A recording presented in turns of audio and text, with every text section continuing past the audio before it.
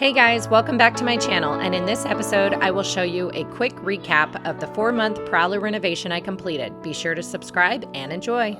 A couple months ago, we came across this little camper that needed so much help but had so much potential. We hobbled her home and I didn't waste any time, got straight to cleaning her, and this is what the inside looked like on day one, and I immediately started ripping everything out. After removing the carpet, cushions, and curtains, I didn't stop there and removed the countertops as well. Well, actually I removed a lot more, but I promise it's going to be so much better. Once all the demolition was done, it was time to make her at least pretty on the outside. We gave her a nice coat of white paint and a little yellow stripe to add some pizzazz. Then I moved back to the inside, added some board and batten to cover up all of the destruction I made, and it will also add as a cute little feature wall. I bondoed all of the seams and then added bondo to any areas that I damaged during demo. I added a waterproofing membrane to all of the walls in the bathroom, and then I framed out a section for our new 2-burner stove. Now we just need to sand, clean this place, and tape up the windows, and we are ready to prime. So finally coming out with an update on this camper renovation. Before we could get her looking pretty on the inside, we upgraded to a tankless water heater and got rid of this old water tank. I made the opening for the fridge bigger to accommodate a new one, along with more molding to cover up some of the destruction. After scuff sanding the entire trailer, I finally primed and painted the entire inside. Once the base color was down, I started adding little accent colors, like this blue for the board and batten, and then of course added a little more yellow to the storage area in the back. We upgraded our entire electrical system, adding solar panels, and then I started prepping all of the cabinets and drawers for paint.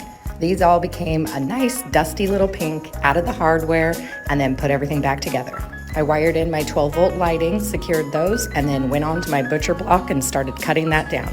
I got the stove insert put in, and now look at here, nice new countertops. Lastly, I finally got the floors laid, and it made the biggest difference. Part 3 of my camper reno started by cutting the hole for my sink and then creating this little storage area for underneath my stovetop where the old oven used to be. I popped that in, got all the drawers put back in, along with hanging all of the doors. Then I moved on to lighting, where I had to drill in holes on all of my normal lights to add these little buttons, and had a little chandelier for the dinette. After getting new screens put in, I replaced all of the frames and then started putting real tile on my backsplash. I glued them down and then used silicone caulking for the grout. We went from this to this. I then turned my focus to the dinette and made an epoxy table, reattached the hardware. I spray painted this bronze, and now we are looking nice and glossy up in here. Then I added my awesome hardware that's brass and leather pulls, and finally cut out a little area for my battery monitor to be mounted. My little boy helped me cut the faucet hole. We added this brushed gold faucet in, and it is such a showstopper.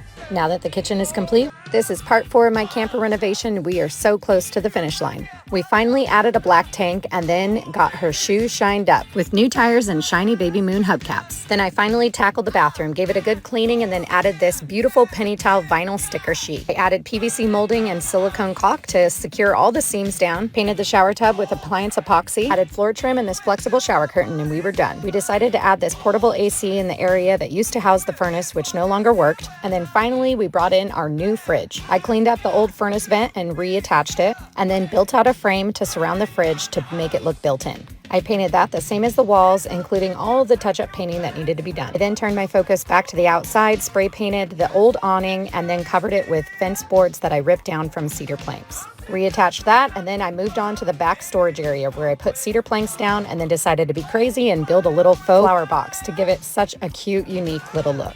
I sat with it for a few days, but decided it needed to be a little richer in color, so I added a semi-transparent stain to both. Now that the exterior is pretty much complete, I went back inside and realized I never painted this little white bunk area. So I got that done, and now we're just waiting on cushions, and then we will have the final reveal.